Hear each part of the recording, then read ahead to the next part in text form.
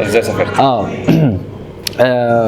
بعد ما رجعت دورت على ريفرنس، خلصت جبت بقى الجامعات بقى، بصيت على موسكو طبعا جامعات خزعبليه في السعر، يعني كان ساعتها غاليه قوي، اسعار كبيره. زي بومان مثلا بتاعت موسكو جامعه. حاليا على فكره مفيش فرق كبير، مش زي الاول يعني حاليا مفيش فرق كبير، يعني لو دلوقتي اللي عايز يجي يدرس ويدرس بجد انصح له بومان، بس لازم انت تيجي بقى تنين، ما ينفعش جو اللي هو يعني ما ينفعش فكره ان انت جاي مش فاهم مثلا اساسيات رياضه او جاي مش فاهم اساسيات فيزياء، ما ان انت في امتحان قبول هيبقى 100% موجود عندك، فانت لو عندك الامكانيه دي تعرف تعدي امتحان القبول، وهتيجي تاخد سنه تحضيري هتدرس فيها اللغه والاساسيات بتاعه الفيزياء والرياضه بالروسي، هتخش امتحان القبول هتتقبل، انت كده اتفتحت لك طاقه الارض. يعني انت خصوصا ميكاترونكس في بومان في معامل هناك يعني حاجات غريبه، يعني عايز اعيط. الحمد لله يا عم، انت خلاص الحمد لله. طيب قدمت دورت بقى في شفت جامعه مناسبه ماديا وكرنك، كان ساعتها ال10 على روسيا، حاليا هي ال7 تقريبا او 6، هي اورفو، جامعه الاورال الفيدراليه. جميل. فقدمنا بقى، قدمت فيها، طبعا ما كانش فيه شركات، لا ما كانش فيه الكلام، وكان الموضوع لذيذ قوي لما ما كانش فيه بصراحه. انت بتحس ان انت عملت حاجه لوحدك، يعني انت لو مش هتعرف تطلع نفسك بنفسك انصحك ما تطلعش. حلو قوي ده، جميله دي. انت لو مش هتعرف، يعني انت اقل ابسط الامور اللي بتتعمل وانت قاعد من البيت تحت التكييف مش عارف تعملها، فهتنطر يعني هترمي نفسك في حته انت لسه مش عارف اي حد هناك ولا تعرف تتكلم لغه البلد، طب ما طبيعي هيحصل لك ازمه نفسيه وهتتعقد وهتمشي. يعني الموضوع مش لاي حد، الموضوع صعب، خصوصا لازم تكون قده. خصوصا انت بتكون داخل حتى مكان سوبر ماركت او رايح تشتري مثلا اكل او رايح مثلا تركب مواصلات وانت مش فاهم، والناس تحس الناس كلها بتبص عليك، وحاسس شعور كده غريب، توتر رهيب، فانت بتفكر بتقول ايه ده، طب ما وبعدين. فلو انت مش مؤهل نفسك نفسيا 100% ان انا جاي يا جدعان اتمرمط، مش ما تجيش، لان الموضوع مش سهل، يعني الموضوع صعب. قدمت بنفسك قدمت بنفسي وجالي القبول والحمد لله طبعا، وبعتت لي الفيزا بالانفيتيشن ورحت السفاره الروسيه عندنا في مصر. طبعا بتحجز في اللاين، حجزت في اللاين من بالليل، دخلت بصراحه محترمين يعني، اتعاملوا معايا كويس. انت جيت، انت رحت فين قبل كده، انت كنت موجود في بروجكت معين، تمام هوب، خدت الانفيتيشن، خدت القبول، حطيت لي الفيزا واتكلت على الله، سافرت. بس كان في معاناه بقى، نمت في الشارع يومين. لا والله. والله في موسكو، يعني لما جيت انا طبعا طبعا نصيحه متخلفه من الناس كانت موجوده، اللي هو سافر طياره من القاهره لحد موسكو، ومن موسكو خد قطر لحد يكاترينبورغ، والقطر بتاع يكاترينبورغ يوم كامل، من موسكو لكاترين يوم، وانت اصلا مش حاجز لقطر اصلا، تفكر انت تروح بقى تستنى على تقطع وتخش. مش الكلام ده في عز البرد. في عز البرد القارس، طبعا مع الهدوم اللي انت جاي بيها في مصر ولا تعمل اي حاجه، مش مؤهله لهذا الجو، فماينصات والجو ده ما فيش، لا خدت لك يومين حلوين. لا اتنفخت، لا انا عانيت حرفيا، وطبعا ما كانش عندك لغه ولا تسال تروح ممكن تبات فين، ادي اول حاجه اتخبطت فيها عامه، ان انا حتى لما رحت وقفت على الصف بتاع القطر الحجز الكاسه، فوقفت عليها، فاول ما وصلت انا فاكر بقى اكيد موسكو، اكيد حد بيتكلم انجليزي، مش عارف، لا مفيش الكلام ده خالص. اللي قلت لها يعني انا عايز تذكره لي كاترينبورغ، طبعا بصيت لي كده مش فاهمه حاجه، تشوني بيماي والشيء طب انا برضو مش فاهم، والتليفون ساعتها كان ايه؟ كان فصل كمان، فانت كل حاجه ضدك بقى. فالتليفون كان فصل، انا كان ممكن ادفع بالفيزا المصري، فالتليفون كان فصل مش عارف تعمل اي مترجم ولا اي حاجه، خلاص اصل هتعمل ايه؟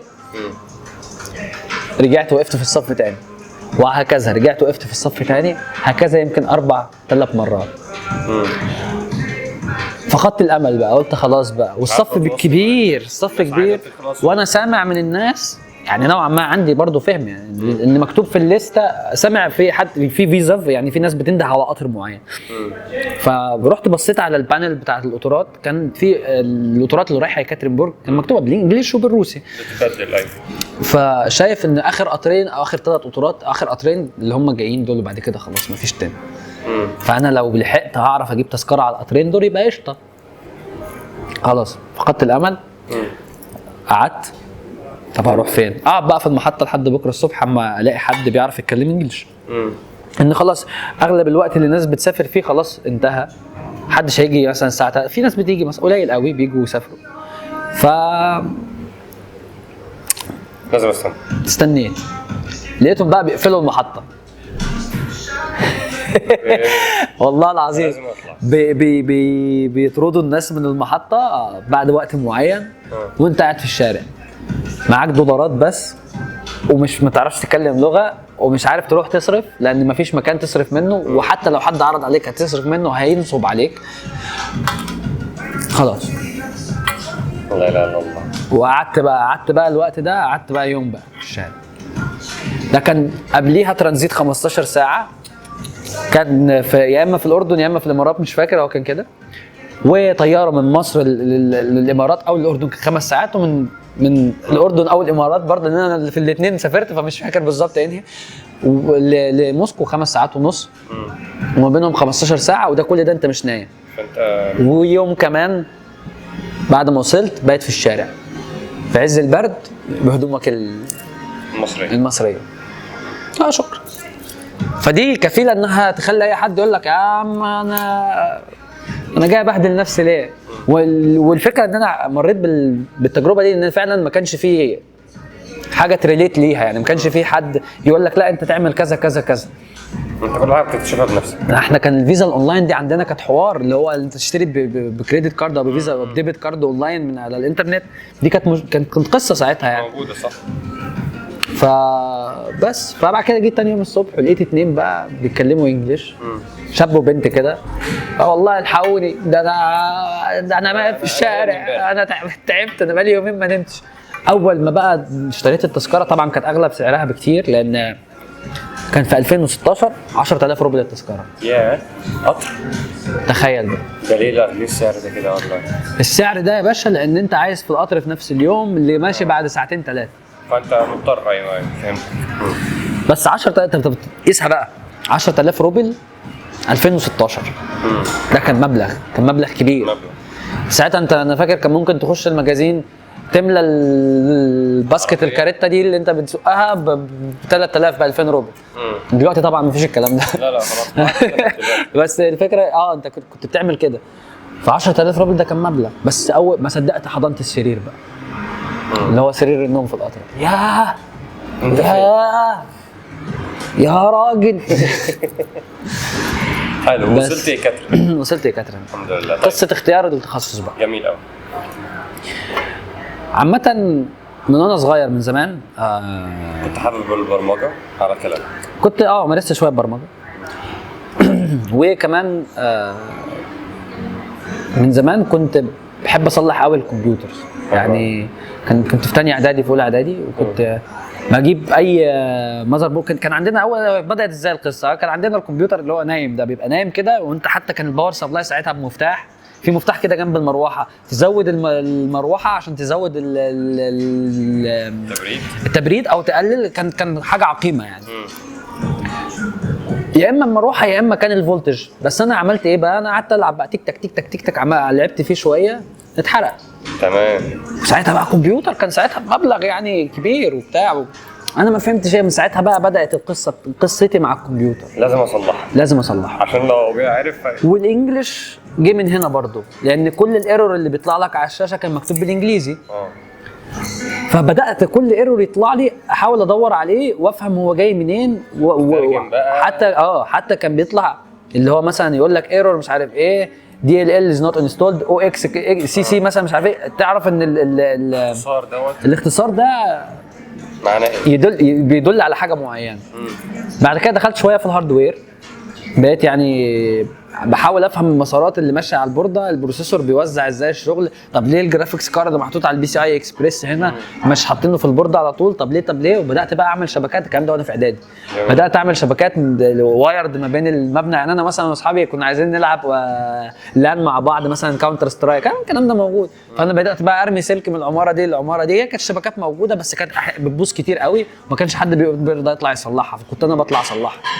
عشان انت حابب المجال. معايا الار جي ومعايا القراجه، احنا بنقول عليها قراجه في مصر، وبتطلع بقى تفك السلك وتبدا بقى تعدل السلك بقى ابيض وفوق السطح في عز الشمس. انت في الصعيد والشمس عموديه على دماغك بتغلي حرفيا، وانت ماسك بقى ابيض برتقاني ابيض اخضر ازرق ابيض ازرق اخضر ابيض بني تقطع. بعد كده تدخل السلك ركب على سلك، اطلع واعمل العمليه تاني. وكون ان انت بس بتفكر في طريقه ترمي بيها السلك العماره من العماره دي للعماره دي، قصه موال.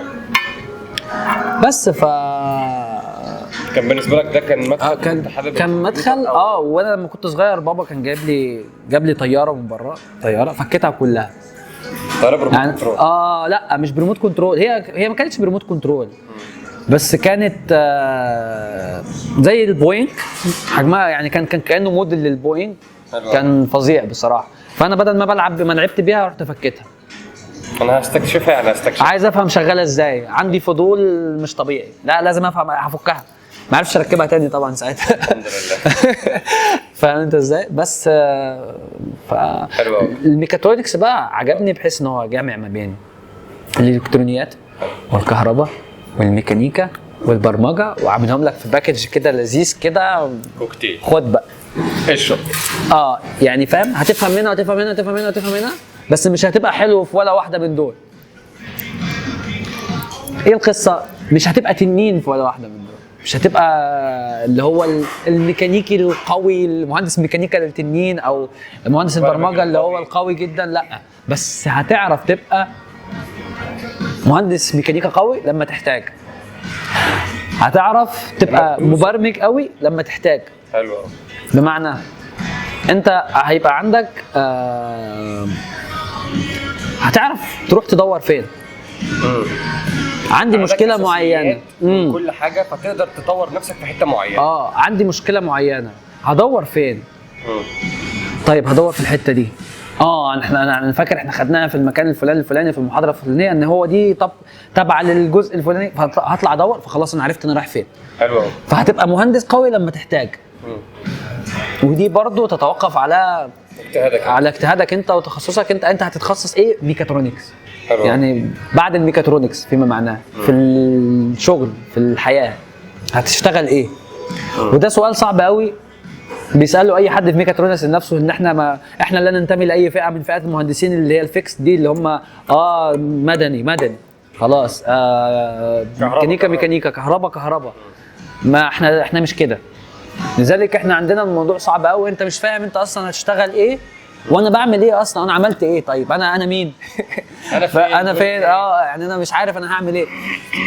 حلو قوي. طيب انت ما شاء الله دلوقتي خلصت اهو. الحمد لله. بكالوريوس الحمد لله. وماجستير دلوقتي. الحمد لله. ايه رايك في تجربه البكالوريوس؟ لا حلوه قوي. بص 5 باللغه بقى. ايه رايك في التخصص نفسه؟ ايه الدنيا هناك فيه؟ بص التخصص حلو قوي، وفي حاجه مهمه قوي عايز انبه عليها، ان